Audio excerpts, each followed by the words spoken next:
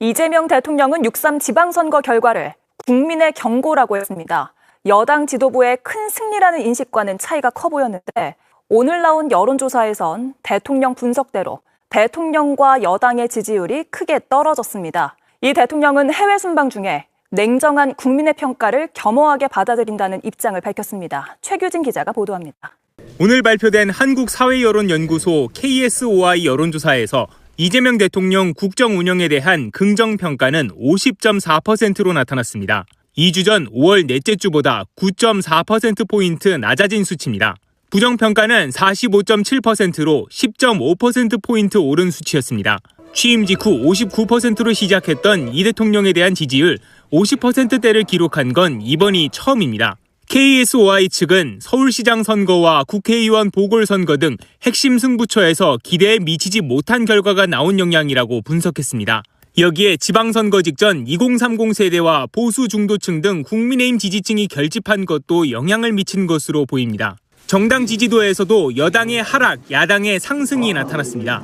민주당은 4.7%포인트 떨어져 38.6%, 국민의힘은 6.5%포인트 올라 38.1%였는데 두 정당 간 격차는 불과 0.5%포인트로 2025년 7월 정기조사 실시 이후 가장 좁혀진 겁니다.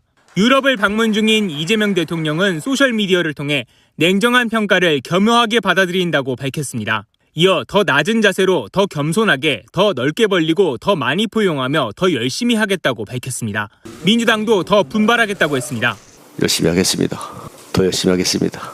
반면 국민의힘은 경제 문제와 참정권 훼손 논란 등에 대한 민심의 경고라고 주장했습니다. 국민의 민생은 뒤로 한 채 오로지 진영 논리에 사로잡혀 정치적 이익만 추구하던 이재명 정부와 민주당에 보내는 국민들의 강력한 경고의 메시지가 JTBC 최규진입니다.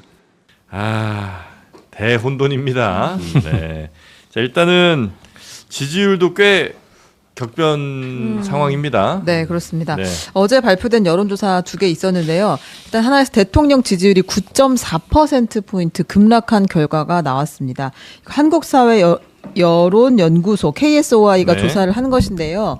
근데 여기 보면 지금 그래픽 나가고 있는데 60% 이상을 계속해서 유지해오고 있다가 이번 조사에서 50.4%로 이 직전 조사보다 9%포인트 이상 떨어졌어요.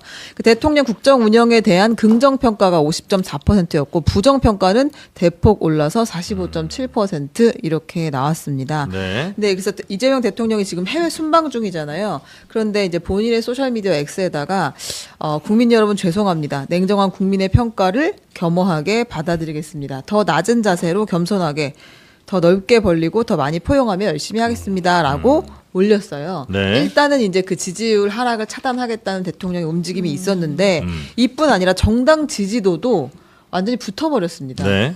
그 같은 그래프 또 주시면 KSOI에서 한 조사를 보면 민주당 지지가 38.6, 국민의힘 지지가 38.1이에요. 이러면 이제 오차 범위 내에 있는 것이니까 뭐 누가 우위에 있다고 하기는 어렵고 진짜 딱 붙었다. 추세를 네. 보면 그 민주당 지지도가 다 40% 이상이었고 50%가 넘을 때도 있었습니다. 그랬는데 지금 보면 이제 두 정당이 붙어버린 상황이 됐고 그리고 네. 어제 뒤집힌 숫자가 서로 바뀐 조사도 나왔어요. 조원 씨의 나이가 스트레이트 뉴스 의뢰로 조사를 한 것인데 여기서는 민주당이 40.4, 국민의힘 41.6 이렇게 나왔습니다. 네. 그리고 지지율, 그러니까 특히 이제 이재명 대통령 국정운영 평가에 대해서도 그러니까 이번 지선 진 거 자체가 그냥 이렇게 평가에 반영됐다는 분들도 계시고 또 당이 대통령의 국정운영 평가에 대해서도 좀 많이 마이너스로 작용한 거 아니냐 이런 분석도 있는가 하면 또 이재명 대통령 자체가 잘못했다는 분들도 아마 서로 또 민주당 내에서도 의견들이 많이 다르신 것 같더라고요. 이동학 최고는 어떻게 보십니까? 뭐 선거 과정에서 뭐 이렇게 노출됐던 네. 여러 이견들, 그러니까 싸움이 내부적으로 진행됐잖아요. 특히 평택 같은 경우는 언론에서 집중을 상당히 많이 하게 되면서 분열적 요소가 됐고 그것도 아마 전국적으로 여러 가지 측면에서의 영향을 미쳤을 것 같다는 생각을 하고요. 그리고 이 선관위 문제. 요것도 저는 일정 부분 반영됐다고 봅니다. 6월 2주째니까 총체적으로 대통령께서 이걸 지시하고 이래 잘못해라라고 해서 벌어진 건 아니지만 국정의 총책임자라고 하는 측면에서의 평가도 조금 일정 부분 있지 않을까?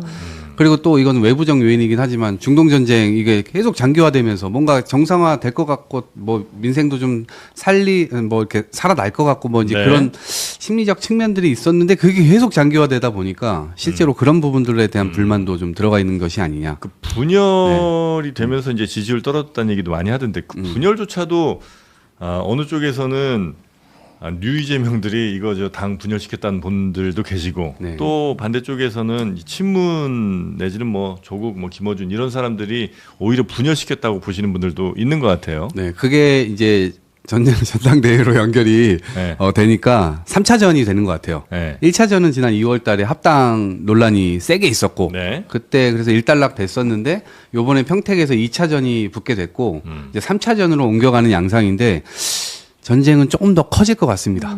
네. 분열의 책임은 누구에게도 있습니까? 우리 모두에게 있죠. 왜 이렇게 만족하세요, 우리 정욱이 의원님은? 저 싸우지 않았으면 좋겠는데 이렇게 하는 게 너무 어쨌든 저기요. 민주당- 우리라고 하지 마시고 그쪽 모두에게 있어요. 민주당의 이동학 최고 같은 젊은 정치인이 저는 많았으면 좋겠다라고. 네. 왜냐하면은 그 고뇌하는 양심의 모습이 보이잖아요. 고뇌하는 양심의 모습. 네, 알겠습니다. 혹시 밖에서 보실 때 어떻습니까? 돌이켜 보면 네. 최근 몇 주간 여당에게 혹은 대통령에게 좋을 이슈가 별로 없었어요. 이제 코스피 8,000 돌파한 거 하나 정도. 근데 이제 코스피는 지속적 상승세였기 때문에 네. 그게 가져오는 긍정적 효과가 그렇게 크지 않았던 반면에 조작기소특검법 논란이 굉장히 거셌고 이게 선거에서 큰 이슈가 됐고 어떤 반전의 계기 같은 게 됐잖아요. 네. 그리고 그만큼 크진 않지만 스타벅스 논란도 좀 과유불급 측면이 있었어요. 그런데다가 말씀하셨듯이 여권의 내부 분열 네. 문제가 있었고 그건 이제 공천 후유증하고 연결된 문제잖아요. 그래서 이겼는데 뭔가 개운치 않은 게 네. 그 결과로 보면 이겼는데 그리고 꼭 이겨야 될 때서 짐으로 인해서 어떻게 보면은 지금 선거 뒤에 야당도 야당이지만 여당 내부가 속은 더 시끄러운 그런 상황인 것 같고 그게 지지율에 좀 반영이 되고 있다고 생각해요. 근데 네. 이게 일시적인 선거 이후의 충격 후폭풍이냐 아니면 하나의 추세가 될 거냐. 그러니까 대통령도 위기의식을 느꼈기 때문에 바로 이제 그 입장 표명을 하고 더 이상의 지지율 하락을 막겠다. 여기서 지지율 하락되면 국정 주도력을 발휘하기가 어려워요. 네. 그렇게 보이고 근데 이제 복병은 시한폭탄은 전당대회죠. 그 앞두고서 지금 2차 핵분열의 조짐이 있잖아요. 네. 근데 그게 전면화되면 어떻게 보면은 지금 어려울 거예요, 굉장히. 이제 예를 들면 서로에게 책임을 떠넘기는 이쪽에서는 다 이제 대통령의 성공을 위해서 내가 이제 이재명 대통령을 진심으로 위하는 사람이고 상대는 그러니까 예를 들면 뉴 이재명도 저거 대통령 이용하는 명파리들이다라고 얘기하고 또 이쪽에서도 저 친문들이 전혀 속은 그렇지 않으면서 겉으로만 이재명 대통령 위하는 척한다 이렇게 불신의 벽이 굉장히 좀 높은 것 같아요. 근데 결국은 문제는 이재명 대통령 자신 아닐까 이렇게 되돌아봐야 될 것 네. 같아요. 사실은 이번 지방선거를 보면은 그 네 군데가 문제인 거거든요. 다 민주당이 그것 빼고는 이겼는데 그게 핵심이 돼버렸어요. 왜냐하면 언론의 주목을 가장 많이 받은 지역에서 다 떨어졌다 해도 과언이 아니잖아요. 서울이 그랬고 부산 북과 평택, 네. 을 같은 곳이 이제 대표적인 지역이고 전북에서는 이제 대표가 열심히 뛰어다니면서 이긴 거고 경남에서 또 졌잖아요. 네. 근데 이거를 이제 승리로 보느냐 아니면은 이거 자체를 패배로 보느냐에 대한 시각에 따라서 국민의힘은 아무리 봐도 이게 왜 올라갔지? 지지율이. 생각해 보니까 전혀 안 될 것 같았는데 4명이 붙음으로써 지지도가 이제 붙어버린 상황 아니겠습니까? 네. 그러다 보니까 이제 민주당에서 그 8월 전당대회를 계기로 해갖고 대통령이 지금 엔진을 세게 밟은 거죠. 그러니까 화도 났을 거예요. 서울, 그다음에 부산 북과 평택의 특징은 본인의 그 뭐라 그럴까 본인의 손길이 굉장히 많이 닿은 후보들이잖아요. 3명 다. 그런데 다 져버렸고 그리고 평소에 또 정청래 대표에 대해서 본인이 가지고 있는 불만이 있었을 거예요. 네. 이거를 그 기자회견에서 아주 거의 노골적으로 표출을 하지 않습니까? 그러다 보니까는 지금 민주당 안에서는 이제 권력투쟁이 시작됐다라고 생각을 하고 네. 그다음에 가장 도드라진 부분이 공항에서의 모습이에요. 결국은 대통령이 나오지 말랬다 그러는데 그거는 평소에 이재명 대통령이 보여준 모습하고는 확실히 차이가 있어요. 그러다 보니까는 그 당의 대변인으로부터 윤석열 전 대통령하고 비슷한 거 아니야? 라는 얘기까지 나오면서 지금 굉장히 권력투쟁이 크게 보여지는 것인데 이게 사실은 지금 제3자잖아요. 네. 저는. 네. 그런데 이게 웬만한 싸움은 재밌거든요. 팝콘각이라는 표현까지 쓰는데 이 싸움은 왠지 으시시해. 왠지 큰 싸움이 될 것 같고 특히 민주당은 싸울 줄 아는 정당이잖아. 그래서 무서워요. 요 얘기를 한번 들어보고 갈게요. 지금 안 그래도 선거 패배라고 표현해야 되나요? 주요 격전지에서의 패배에 대한 책임론을 두고 어제 친청계로 꼽히는 최민희 의원이 한 이야기가 있습니다. 네. 이거 한번 들어보고 오겠습니다. 네. 대통령께서 2, 3일 나도 힘들었다는 말씀을 하셨어요. 예. 민주당 쪽에 그렇지 않은 사람이 있었을까? 핵심이 지금 서울시장은 정원호 후보였잖아요. 예. 사실상 많은 분들이 명픽이라고 얘기하잖아요. 그런데 서울시장을 탈환하지 못했기 때문에 저도 허탈감이 굉장히 컸고요. 그리고 성남, 예. 거기도 되게 아팠습니다. 그런데 저보다 조금 더 아프셨을 것 같아요. 정원호 후보 픽한 게 대통령 아니냐? 그렇습니다. 그 얘기죠? 그 얘기를 했고요. 이제 관련해서 지금 책임론들이 계속 오가고 있는데 네. 어제 정청래 대표도 이제 최고위원 회의에서 이야기를 했어요. 대통령 순방 환송길에 못 갔잖아요. 그 이후에 이제 전북에를 다녀왔고 그리고 본인의 입장을 이야기를 했는데요. 일단 대통령의 6.3 지방선거 평가와 인식에 대해 공감한다라고 하면서 말미에 사실 이 최고위원회의에서 친청계 의원이랑 친명계 의원이 서로 엄청 지적하면서 막 언성을 높였는데 말미에 정청래 대표가 이렇게 이야기를 합니다. 이것도 한번 들어보겠습니다. 네. 국민을 이기는 정권은 없습니다. 국민은 영원하고 정권은 짧습니다.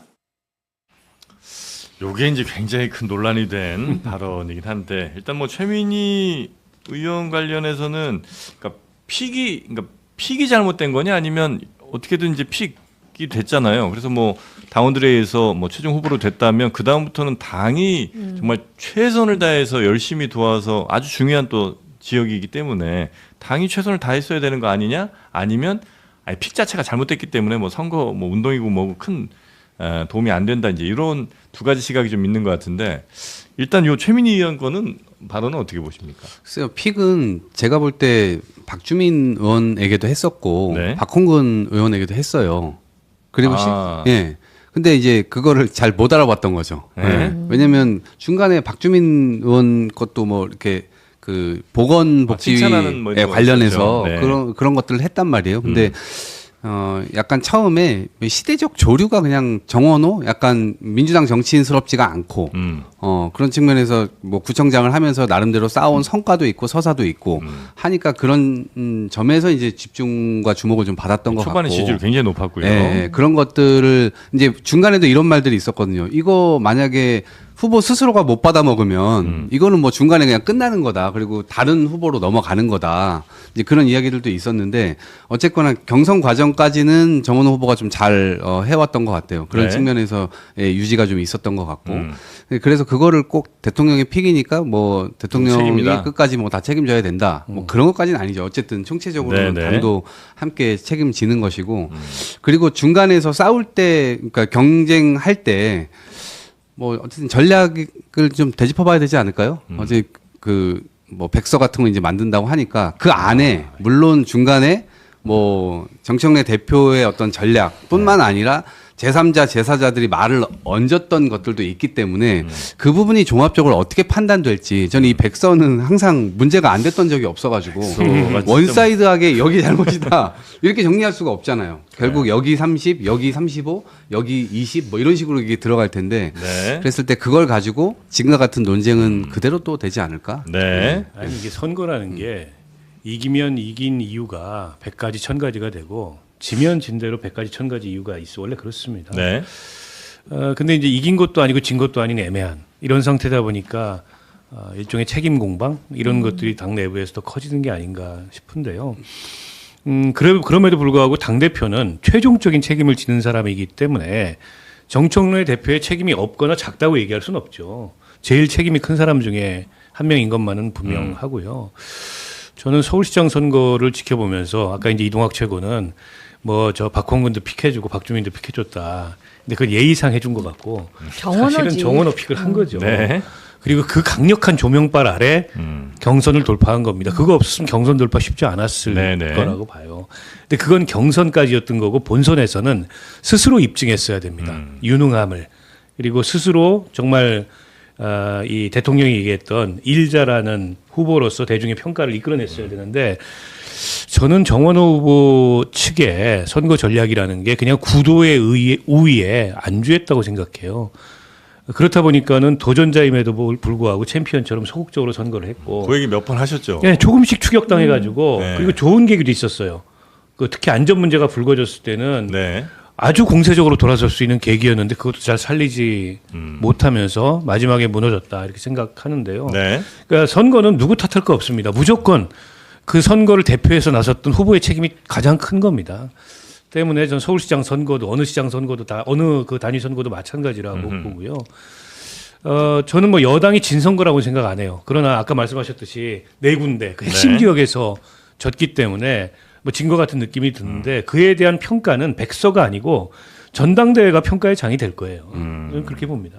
대통령은 아마 백서 만들자는 말도 굉장히 불쾌할 것 같아요. 그냥 책임지고 내려가기를 원하는 것 같은데 백서를 만들자고 하는 것에 대해서 대통령이 어떤 심리적 불안감이 여기 반영됐다고 봐요. 그 이코노미스트의 기자 인터뷰를 보면은 본인도 한국 정치판에서 희생양이 될 것 같다라는 말이 나왔다라는 게 지금 1년, 2년 차에 들어가는데 본인의 어떤 그 공소 취소와 관련한 이슈에 대해서 너무 예민한 건가? 이런 생각도 들고요. 그게 지금 취임 2년 차에도 해소되지 못한 것에 대한 그 불만이 팽배해 있는 게 아닌가. 그렇게 보여지는데요. 책임론이 불거지는 게 지금 사실상 전당대회 이제 앞두고 있기 때문에 더 심한 거잖아요. 그러니까 대통령이 강하게 그 지적을 하면서 정청래 대표를 조금 압박하는 모양이 있었는데 정청래 대표가 이 국민을 이기는 정권은 없다. 국민은 영원하고 정권은 짧다라고 이야기를 하면서 사실상 나는 이번 전당대회도 출마할 거야 라고 이야기를 했다고 봐야 하잖아요. 정권은 짧다란 이 말이 뭐 어찌 들으면 원론적인 얘기일 수도 있지만 이제 이 정청래 대표가 그동안 어떤 순간에 이 얘기를 했는지를 또 보면 의미가 좀 다르게 들릴 수 있다는 그런 분석도 있더라고요. 그렇습니다. 이 말을 언제 했냐? 그 헌법재판소가 지난 4월에 윤석열 전 대통령에 대한 파면을 확정했을 때 그때 이제 정청래 대표가 이 국민은 영원하고 정권은 짧습니다. 이런 이야기를 했고 그리고 2016년 7월 황교안 국무총리가 그 성주의 사드 배치 그 반대 집회를 처음 찾았을 때도 이 얘기를 했다고 하고 그리고 새정치민주연합 최고위원이던 정청래 대표가 이 최고위원이던 2015년 11월 백남기 농민 사망 사건이 발생했을 때 불법 과잉 진압 대책위원회 위원장을 맡았을 때도 이 표현을 썼다고 합니다. 저는 저 표현은 글쎄요. 저는 여당 대표가 할 얘기는 아닌 것 같아요. 야당 대표로서 권력을 갖고 있는 여당을 향해서 할 수 있는 얘기인데 현재 여당 대표가 물론 지금 이제 선거 이후에 여당으로서 좀 더 성찰하고 책임감 있게 국정을 운영하자는 그런 그 의미를 담았다고 본인이 얘기할 수 있겠으나 다르게 들리잖아요, 전부. 근데 정청래 대표가 본인이 얘기한 메시지가 다르게 해석될 여지를 모르는 사람이 좀 아니라고 봐요. 그래서 작심하고 한 거 아니냐 이런 해석이 공격을 할 수밖에 없을 것 같고 그렇다면 이제 대통령과 맞서는 당대표가 되겠다. 근데 임기 말도 아니고 임기 초에 여당 대표가 대통령하고 맞서겠다 그러면 굉장히 불행해져요. 본인도 그렇고 여당 전체도 그렇고. 저는 저 말은 굉장한 실언이라고 보고 또 저게 경쟁자들에게 굉장한 어쨌든 비판의 빌미와 명분을 줍니다. 아니 본인이 출마할 수 있어요. 네. 그리고 출마는 본인의 자유인데 그리고 그 의지를 꼭 저렇게 드러내야 될까? 저거 한번 해보자. 뭐 한판 뜨자. 네. 경우에 따라서 이렇게 들리잖아요. 저게 맞아요. 여당 대표가 저렇게 이제 얘기하는 그만큼 본인은 든든한 뭔가 있다고 판단하는 거 아닐까요? 예를 들면 뭐 당원들의 절대적 지지가 나에게 있다. 내지는 당원 여론들을 움직일 수 있는 스피커들은 내가 컨트롤 내지는 이제 나의 편에 있다. 이렇게 판단하는 건 그렇다고 아닌가요? 대통령하고 맞설 필요는 없잖아요. 오히려 네. 그런 대립각을 줄여야죠. 본인 입장에서는. 그렇게 든든한 백이 뒤에 있다면 음. 그러면 무서울 게 뭐가 있어요. 오히려 좀 더 몸을 낮추고 그리고 약간 성찰적인 모습을 보이면서 도전할 수도 있는데 저건 마치 반기를 드는 듯한 모습이잖아요. 네. 그 전략적으로도 저는 별로 좋지 않아요, 저거. 그러니까 저거를 뭐 모아가는 흐름으로 만들려고 하는 걸 수도 있겠다는 생각도 드는데 모아가는 어쨌든 흐름? 의미는 그러니까 당원들을 이제 모아가는 네네네네. 흐름 어쨌든 당심이 중요한 거니까 그런 측면에서 국민의 눈치를 좀 봐야 된다. 우리 모두에게 하는 말인 것 같고 그리고 민심이 천심이다라는 말도 했잖아요. 네. 그러니까 민심을 넘어서는 이 정권이 있을 수 없고 그냥 일반론적으로는 그렇게 이해를 하는데 실제적으로 해석할 때는 또 그렇게 해석이 안 되니까 그리고 1인 1표제 얘기까지 했잖아요. 그때가 네네. 2002년부터 노사모였고 쭉 본인이 이제 그 당원의 바다에서 헤엄을 치면서 지금 당원들과 여기까지 왔고 이제는 1인 1표의 시대까지 열었다. 네. 실제로 이번 전당대회에서는 대의원들 표가 다 없어져요. 그러니까 이 전부 다 1인 1표란 말이에요. 네. 그러니까 이제는 대의원에 대한 부분을 작업할 필요도 없고 모두가 1인 1표인 세상에서 한번 여기까지 왔으니까 그리고 당심이 또 천심이라고 얘기할 수도 있는 거고 근데 그런 측면에서 본인의 우군을 좀 모아가는 작업 차원에서도 좀 네. 여겨질 수 있을 것 같아요.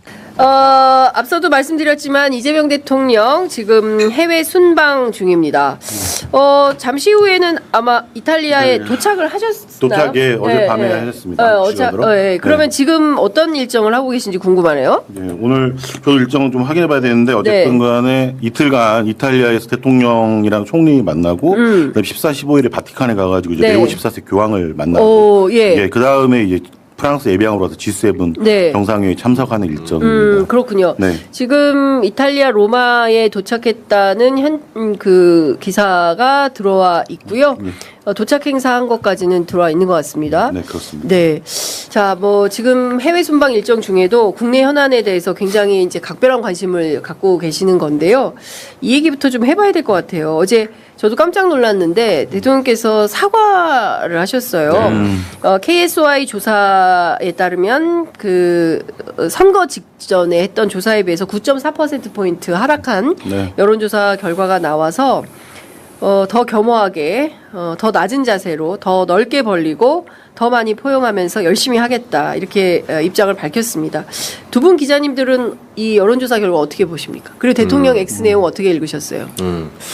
일단 9%포인트 하락은 굉장히 큰 거죠. 그죠. 왜냐하면 그리고 지방선거를 어쨌든 당대표가 첫 일성이 어쨌든 대통령 덕분에 전반적으로 승리한 곳이다. 그리고 서울시장이 조금 아쉽다. 이렇게만 이제 얘기를 했었는데 이 표명 이후에 이재명 대통령이 기자회견에서 이겨야 할 곳을 이기지 못하면 이게 성공이라고 할 수는 없다. 약간 좀 상반된 입장을 내놨거든요. 그렇죠.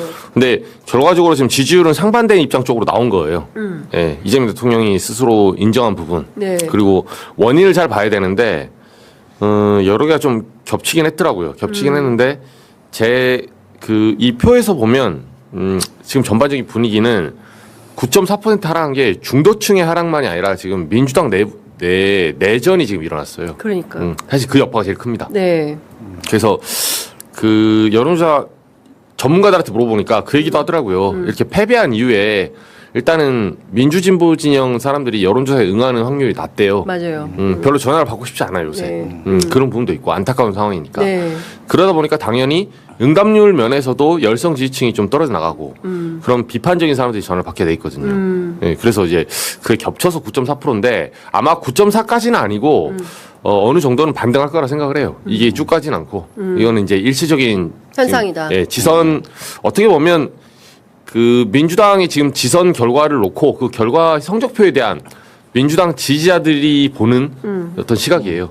그러니까 이건 어느 정도 반등할 겁니다. 9.4까지 내려가진 않고. 예, 더 떨어지진 않는다. 네. 여기서 이제 올라간다. 이제 이런 말씀 주셨어요. 또 해외 순방 다녀오시면 네. 또 굉장히 많은 성과가 있기 때문에 이제 올라갈 거다. 저도 이제 그렇게 기대를 하는데 우리 김 기자님은 어떻게 보셨습니까? 일단은 그 대통령의 그 항상 지지율이 떨어질 때 메시지를 내는 전통적인 방식은 청와대 참모를 이용해서 일희일비하지 않겠다 정도로 하고 맞아요. 넘어갔죠. 근데 맞아요. 숫자에 흔들리지 않는다. 그렇지만 네. 대통령이 직접 낮은 자세와 겸손을 이야기하고 통합 포용을 이야기하는 것은 상당히 좀 파격적인 거고 저번 기자회견 때도 본인의 어떤 자성, 반성 이야기를 했던 그 맥락을 그대로 보여주는 거다. 네. 일단 이 부분이 좀 상당히 전 눈에 들어왔었고 이정주 기자님의 분석에는 대체로 동의를 합니다. 이게 네. 아마 일시적으로 좀 떨어진 걸로 좀 보고 그다음에 다만 이제 이번에 좀 제가 이제 KSOA의 어제 자료를 좀 뜯어 봤는데 네. 지금 샘플이 이게 진보인지 중도인지 보수인지 좀 이게 좀 정확히 나오진 않고 어쨌든 간에 잡힌 거 보니까 민주당이랑 국민의힘 비슷하더라고요.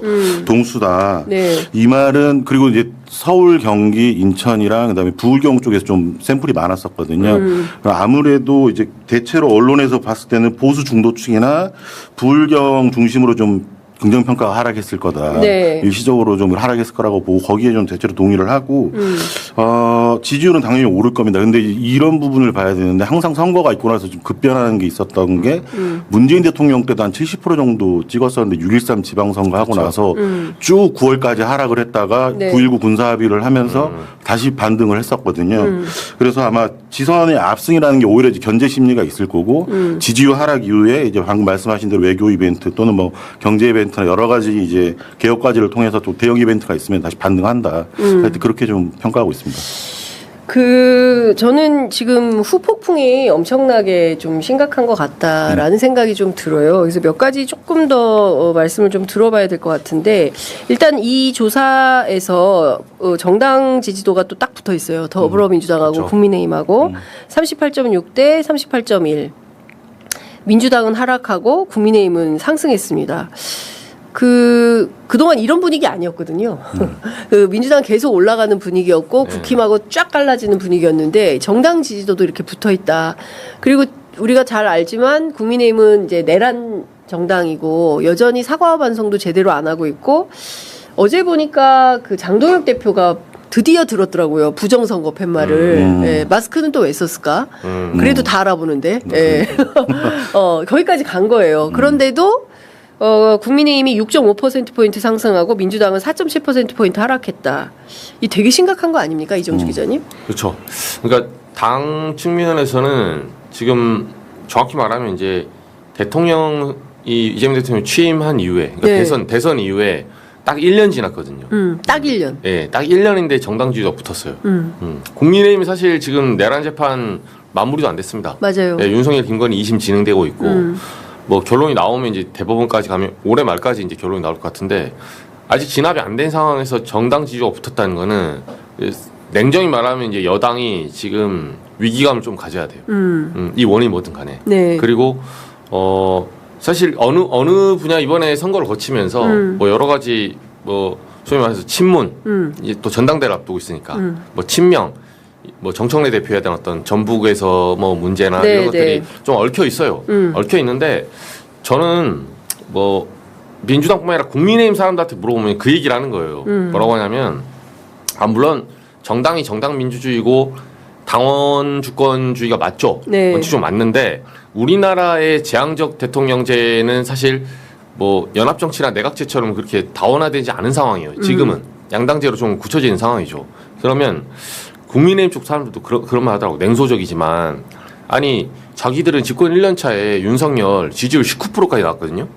그 무슨 박순애 교육부 장관 맞아요. 네. 그 뭐 만 5세 뭐 미취아가 네, 그거 한다고 예, 유보 통합하고 뭐 어쩌고저쩌고 한다고 그 난리 나고 당시에 인사청문회 거치면서 뭐 복지 정호영 뭐 당시 후보자 뭐 아들 문제나 이게 겹치는 거랑 19를 찍은 적이 있어요. 네, 맞아요. 집권 1년 차에. 근데 집권 1년 차에 19를 찍었는데 김기현을 찍어서 당대표를 시켰습니다. 그 잘했다는 게 아니라. 그러니까 대통령제 국가에서는 국민의힘 사람들 하는 말은 19%엔 우리도 엎드렸다. 쫌쫌따리 19%짜리한테. 네. 근데 민주당 참 대단하다. 지지율 60% 대통령도 네. 당이 흔드는 거예요. 당이 흔든다. 당이 흔드는 것처럼 보이죠. 국민의힘 사람들 보니까 아 당이 흔들고 있네 지금. 국민의힘 사람들이 그렇게 해석을 한다는 거죠. 네, 조소를 해요. 야 그러면서 이제 통자로 저한테 얘기하거든요. 자 민주당 대단하다 이 기자. 우리도 저런 정치 한번 해야 되는데 우리는 왜 이렇게 순종적일까? 우리는 19%짜리가 뿅망치 때리면 왜 엎드렸을까? 우리는 갈아엎었어야지. 우리야말로 윤석열 탄핵시켜야 되는 거 아니야? 근데 너무 순종적이었다는 거예요. 그게 그 역설적으로 그러니까 그 말은 뭐냐면 그렇게 역설적으로 풍자한 이유가 대통령제 현재 우리나라의 시스템에서는 집권 1년 차잖아요. 그러면 이게 좀 비등비등할 때는 대통령의 의견을 좀 들어주는 쪽으로 한 번쯤은 먼저 우선순위를 줘도 상관이 없습니다. 왜냐면 1년 차기 때문에. 2, 3년 차 가면 그럴 수 있어요. 뭐 차기 주자가 있고 또는 명백하게 뭐 대통령이 잘못된 길로 가고 있다. 누가 봐도. 뭐 예를 들면 예전에 뭐 MB가 했던 소고기 수입이라는 네. 36개월 연령 지나서 다른 나라는 다 24개월인데 우리나라만 그렇게 하고 있어. 국민의 건강 안전권을 뭐 침해하고 있어요. 네. 뭐 그런 문제나 내지는 뭐 윤석열처럼 불법 계엄이나 네. 이럴 때는 여당이 탄핵할 수 있죠. 그러니까 반기를 들 수도 있죠. 근데 지금 그런 문제가 있는 건 아니거든요. 네. 그리고 상법 개정 잘해서 코스피도 올려놓고 그러면 초반 1년 정도는 여당이 조율하되 조금 주장이 네캔넥으로 붙었을 때도 한 번쯤은 우선순위를 대통령에게 줘도 되지 않을까 하는 이런 의문이 있는 거죠. 네. 근데 지금 집권 1년 차에 잘 보면 아니라고 하지만 건 바이 건으로 많이 부딪혔거든요. 네. 그러니까 이 부분을 당원 주권도 중요하지만 전체적으로 집권 여당, 그러니까 정부와 여당이 같이 갈 수 있는 길을 좀 고민을 해야 됩니다. 예. 그런 얘기를 이제 국민의힘에서 해주더라고요. 국민의힘에서. 딴 데도 아니고. 딴 데도 아니고 국민의힘에서 그런 얘기가 나왔다. 참 네, 씁쓸하네요. 민주당 참 씁쓸하네요. 그죠? 이게 이종주 기자님의 말에 좀 하나 덧붙이면은 지난해에도 내란전담 재판부 문제 가지고 김병기 원내대표랑 정청래 대표랑 이제 부딪히면서 네. 이게 대통령 하필이면 순방 기간에 벌어졌죠. 근데 당시에는 대통령 순방 기간에 그러지 말아라 그래서 알아서 자정 능력이 됐었다. 그런데 지금 유럽 첫 순방 아닙니까 대통령이. 네, 그리고 네. G7과 어떤 교황과의 만남 등등의 지금 굉장한 이벤트가 있고 반등을 할 수 있는 상황인데 여당이 이 뉴스를 지금 잠식하고 있거든요. 네. 이미 대통령 환송할 때부터 잠식을 한 겁니다. 근데 여기에 대한 자성의 목소리 사실 민주당 내부에서는 안 들리고 오히려 지금 국민의힘에서 그런 말을 했다는 게 약간 조소를 섞어서 정말 하는 거죠. 근데 이건 좀 여권에서 좀 정확하게 좀 판단을 해야 된다. 지금 본인들은 친명이라고 다 말하고 있고 모두가 친명 맞죠. 근데 실제로 하는 행동이 진실되느냐? 그건 또 아니거든요. 분명히 자기 정치를 하고 있는 거고 이걸 조율을 할 필요가 있다. 네. 그렇죠. 지금 이제 말씀 주신 대로 이제 4년 차가 아니라 1년 차기 때문에 네. 그리고 여기는 뭐 특별하게 뭐 검찰이 우호적인 것도 아니고 사법부가 우호적인 것도 아니고 뭐 재벌이 도와주는 것도 아니고 사실은 오로지 그 개별 국민들의 어떤 그 협력 뭐 이런 거 없으면 참 어려운 정당인데 그런데도 지금 이런 상황이어서 답답하다라는 생각이 좀 드는데 그 맥락은 어떻게 해석을 합니까? 갑자기 궁금해지는데 어제 정청래 대표가 국민은 영원하고 정권은 짧다 이런 메시지를 남겼어요. 최고위원회 회의에서. 그 국민의힘은 그걸 어떻게 해석하고 있어요? 국민의힘 쪽에서요? 네. 국민의힘 쪽에서 아니, 뭐 전방위적으로 여의도 취재하시니까 뭐 정치권 전반이 어떻게 해석하는지. 국민의힘 쪽에서는 반기라고 해석하는데 사실 그 반기? 대통령의 반기를 들었다? 들었다. 네, 반기를 들었다 이렇게 해석하고 있는데 뭐 김용민 어제 전 최고위원이 올렸잖아요. 이제 글에 이걸 당권은 짧다 이렇게 했어야 된다고. 네. 근데 저는 그래 봐요. 이게 저 용어 자체는 국민은 영원하고 정권은 짧다. 저게 맞는 말이죠. 텍스트는 틀린 말이 아닙니다. 늘 동서고금을 막론하고 적용되는 보편 원리예요. 근데 중요한 거는 어제 말했다는 게 중요하죠. 그것도 정청래 대표가. 그러니까 이걸 말하는 시점이나 TPO, 시점이나 상황이나 어떤 장소나 환경이 있을 건데 저거는 사실 국민은 영원하고 정권을 잡다. DJ 때도 적용이 되는 거고 노무현 때도 적용이 되는 거고 문재인 때도 적용이 되고 박근혜 때도 적용돼요. 똑같아요. MB 때도 적용되고 윤석열 때도 국민 영원하고 정권을 잡다. 다 적용되는 말입니다. 근데 아무래도 대통령 그러니까 신년 1주년 기자회견 한 이후에 어제 이제 민주당 최고위원회 아침 오전에 거기서 좀 논란이 있었잖아요. 네, 이지은 대변인. 그리고 이제 지선 패배에 관련된 네. 당이 어떤 위치로 갈 것인가. 최고위원들 사이에서 조금 경론이 있었기 때문에 네. 이 상황에서 저 용어는 조금 나중에 했으면 좋지 않았을까 하는 그런 아쉬움이 있다. 아쉬움이 민주당 사람들이 얘기해 주더라고요. 민주당 저희 사람. 그렇게 읽힐 수 있다는 거예요. 예. 저 용어 자체는 틀린 말 아닙니다. 틀린 말 아닌데 네. 어제 하게 되면 예를 들면 우리 똑같잖아요. 저도 와이프랑 예를 들면 뭐 와이프랑 잘 지낼 때 예를 들어서 그 알고 보니까 뭐 주식은 부부 합산 소득이 안 들어간대. 뭐 또는 예를 들면 이혼할 때는 위자료는 이렇게 청구다. 이러면 괜찮죠. 근데 네. 방금 싸웠어. 방금 싸웠는데 그날 저녁에 이혼 시에는 뭐 때로는 칼로 베는 뭐 물도 벤데 네. 이런 소리를 사이 좋을 때 해야 되는데 네. 사이 나쁠 때 하면 이혼 시그널로 받아들일 거 아닙니까? 네, 그래서 어제 같은 경우는 조금 오해의 소지가 있지 않았나 하는 게 이제 일반적인 정치권 사람들이 그 얘기해 주더라고요. 그렇군요. 청와대 출입 기자시니까 네. 청와대에서는 좀 어떤 얘기가 나옵니까? 역시 가장 지금 과열된 이 어떤 양상이 정치인들의 어떤 플레이어들의 문제가 아니라 이분들의 역할로 인해서 당원들이 분열되는 것에 대해서 굉장히 우려하고 있다. 이거는 제 공통점인 것 같습니다. 네. 뭐 당연히 여당 내에서 나오는 이야기인 거고 방금도 말씀하신 부분 사실 되게 조심스러운 거거든요. 텍스트 봤을 때는 사실 텍스트 자체로는 별 문제가 없는 건데 일련의 과정 속에서 계속해서 이게 제가 어제 만났던 비당권파 의원이라고 좀 말씀드리고 싶은데 네. 어제 만났더니 이거 1년에 막 기획으로도 보시더라고요. 근데 이런 이야기들을 이제 기자들한테 스스럼없이 하고 이게 자꾸 유통이 되는데 이런 부분들이 청와대에서 보기에는 상당히 좀 우려스러운 부분일 거다. 다른 게 아니라 수백만 있는 당원, 거의 국민들을 분열할 수 있는 것이기 때문에 이런 거에 대해서 계속 자중해야 되고 그다음에 당권을 아마 도전하신 분들도 이제 요건 고위관계자가 그랬어요. 희생을 먼저 하는 사람이 아마 더 대세를 잡을 수 있을 것이다. 민주당이라는 당이 그동안 작동한 원리가 먼저 내려놓는 사람이 결국에는 당원들과 국민들의 선택을 받았거든요. 아주 짧게는 홍익표 정무수석 같은 경우에는 저번 서초에 나가시고 나서 물론 정치 일면에 잠깐 있었지만 다시 또 청와대 정무수석으로 왔던 거기에 대해서 아마 당원들 아무도 말 못할 거란 말이죠. 이게 간단하게 이런 논리인데 지금 이광재 전 지사 같은 경우에도 여론조사 1등이었는데 내려놓고 그런 부분이 하남에서 없죠. 국회의원 당선. 네, 근데 지금 당권 경쟁 양상에서 좀 그런 게 보이지 않고 있어서 그런 부분들을 바로잡지 않으면은 이게 상당히 좀 심각한 분열로 가고 여권의 분열은 대통령의 국정 동력을 떨어뜨리는 게 될 거다. 이게 지금 가장 큰 우려 상황이고 청와대에서도 아마 그 부분을 좀 경계하고 있을 겁니다. 있고요. 예. 그렇죠. 사실은 이제 1년 차밖에 안 됐기 때문에 아직 해야 될 갈 길이 먼데. 정말 그렇죠. 멉니다. 갈 길이 굉장히 멀고 가뜩이나 내란까지 벌어진 상황이기 때문에 내란 청산도 해야 되고. 좀 또 특별히 한 말씀만 좀 덧붙이면은 이제 청와대에서는 지금 선거가 없는 국면이 지금 들어왔죠. 이제 올 하반기부터 사실상 내년 여름까지 한 1년 정도요. 사실은 내년 여름부터 사실상 내후년 총선 국면이 가기 때문에 1년간 해야 될 건 결국에는 개혁 과제들인 거거든요. 그럼 그 개혁 과제는 결국 입법이 뒷받침되지 않으면 안 되는 거고 그 여권이 힘을 가지고 밀어붙여야 대통령의 국정과제가 완성이 되는 건데 이런 부분들도 지금 상황에서 상당히 우려가 되고 이게 만약에 개혁 과제가 비틀어지면은 총선에도 영향을 준다. 그렇죠. 이게 다 연결되는 거기 때문에 지금 이 국면이 아주 좀 중요한 국면을 지나고 국면입니다. 있다. 네.